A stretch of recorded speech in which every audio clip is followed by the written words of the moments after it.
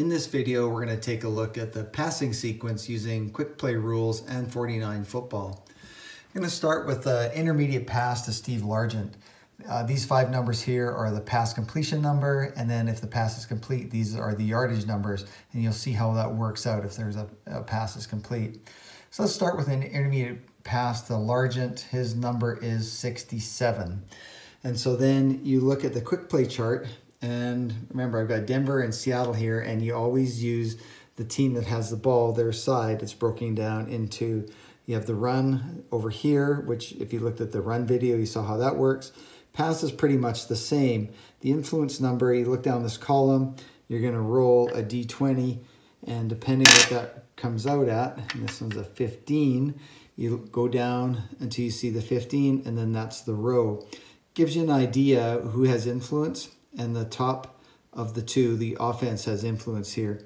What the bracket means down below references to the special plays. Now you have the option of, if you throw a short pass, you can throw a screen pass, or you can do a play action. I could have done play action on this one. And so what that references here is, say for instance, the number was a 1 to 2, so it was a pass blitz. So the defense has actually got influence, and the pass blitz is what you would look at. And under the screen pass, you can see that there's a pass blitz is a +12 and a +15. The +12 is for the passing number, for the completion. The +15 is if the pass is complete, you get some extra yards on it.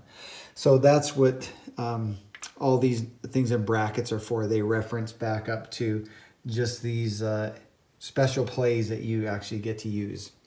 Okay, a 15 was the roll for the D20, which means that you're going to add 7 to the quarterback rating number. So his number was 67. We're going to add 7. That would take it to a 74. Now we're going to turn over a game action card, and we're going to see what potential possibilities there are on this play. There's a potential for a review, pressure, and an interception. If the pass is complete or incomplete, you could review that, or if it's intercepted. What the 1 to 15 means, you roll a d20, a roll of 1 to 15 means the play stands as it was called, so there's not much of a chance for that one to be overturned, but you know, late in the game, game's on the line, you might want to take a chance at it. So then you're going to resolve pressure and interception. So if I look back at the quick play chart here, you'll see there's PR, that stands for pressure, INT is for interception. Now the roll was a 15. And so I'll go along this row, and under pressure, it's a 1 to 3.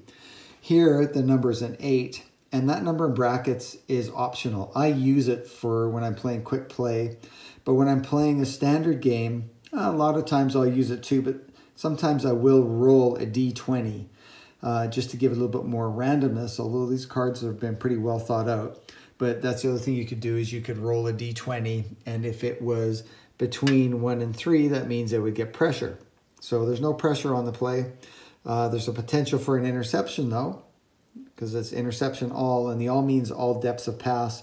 Or it could say things like int plus or long plus. That means a long and a deep pass if it was long plus, or intermediate, medium, long, and deep if it was int, or yeah, int plus, inter plus meaning intermediate, versus int being interception. And so Jim Zorn threw a lot of interceptions back in 1978, so it would be a 1 to 6. So you're going to roll a d20. If it comes up 1 to 6, it means the pass is intercepted. And that's a 14, so this particular time it wasn't. Now we're going to see if the pass is complete. So Largent was a 67, plus we got to add 7 from the influence, and that makes it a 74. So I'm going to turn over the next results card, and if it's a C. C means that the pass is complete. What the P means, if that would have been a P instead of a C there, that means there's a potential pass deflection on the play. And the way you resolve that is you look at the defense's pass deflection rating. Denver's is 1 to 12. I roll a d20. If it's 1 to 12, the pass is deflected and it's incomplete. However, if the pass is not deflected, then it's automatically completed, and then you resolve for yardage. The way you resolve for yardage is you look down these columns on the right-hand side here for the same depth of pass. Largent's is a 47, and then there's a modifier. passing yards modifier. So on this particular one, there's +3. So that would make it a 50. So I'm going to turn the card over and look at the 50 to 59, and that would be an 8-yard gain.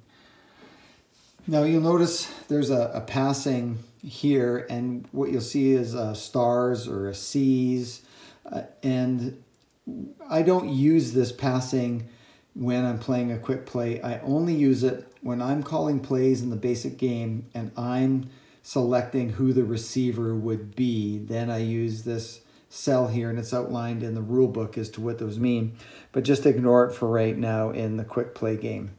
Okay, let's go through one more. Let's maybe go to a long pass, and what are we going to do? Let's stick with Largent, I guess, and go to a long pass. And so his rating is a 46. And then what I'm going to do is roll the dice. Actually, quite rolling. Let's say it came out 4. There's a 4. Because defense maybe gets a little bit involved in this play here. So you look at his numbers, 46. You come down the column to get a 4. Across the long, it's a minus 23. You can see there's a high pressure and a high interception number too. So if that shows up on the game action card, you're going to see potential for those to happen. So let's flip over the next card, and what do we have? Just a penalty on the play, so nothing else. So he got lucky. So let's see what it's going to be then. So 46, and the influence is minus 23. That's a 23. So we're going to flip this card over. If it was the last card, they would have a chance for a potential pass deflection on it. But this card we just flipped over, it's a blank, and the blank means that it's incomplete. Now, there could be, I'll show you a card over here, there could be a star. And if there's a star, that means that only players that have a star, like Largent has there, or a plus sign, are able to catch the pass, and that's because they caught a lot of passes during the year, or they were an all-star or an all-pro.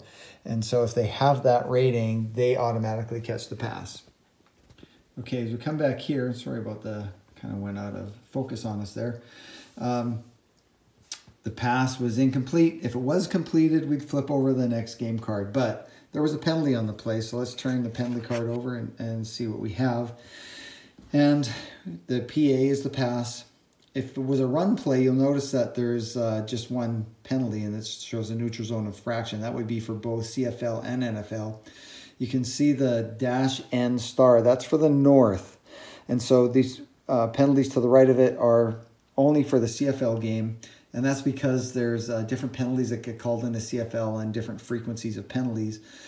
So in this instance, though, it would have been illegal contact on the defense. Even though the pass was incomplete, illegal contact happened well before the pass was thrown. So it would have been a 5-yard penalty of first down.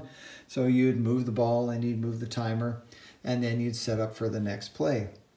If there had been a fumble on the play, a potential call for fumble, you would look at if after the play is complete, you'd look at the receiver's rating, roll a D20. If it's within that, then there's a fumble. If it's a receiver, then the defense gets to roll, and you look at their fumble recovery rating, and Denver's is a 1 to 9. Seattle's is a 1 to 12, but the defense rolls if it's the receiver, and if it's 1 to 9, they would get the football. And then if there's a return, you'd roll again and see what their return is over on their kicking and return chart. Now, this could also call for a fumble from the quarterback. And if that's the case, then before he throws the ball, before I even see if it's completed, I'll roll to see if there's a fumble. And the one difference on, if there is a fumble, the one difference is that you use the offense's fumble recovery rating to see if they get the ball. And then if offense manages to get the ball back, you can see down here that there is in the fumble quarterback section there, it says an ORET. That means offense gets a return. So that means somebody scooped up the ball and they actually get a chance for a return. And you would do the same thing as you did on the defense. You'd roll a D20, and this time you come to Seattle's fumble return line, and you'd apply whatever the roll was to the length of the fumble return. So again, if you have any questions, send me an email, grant.fines@icloud.com, or check out Facebook or the Delphi forum.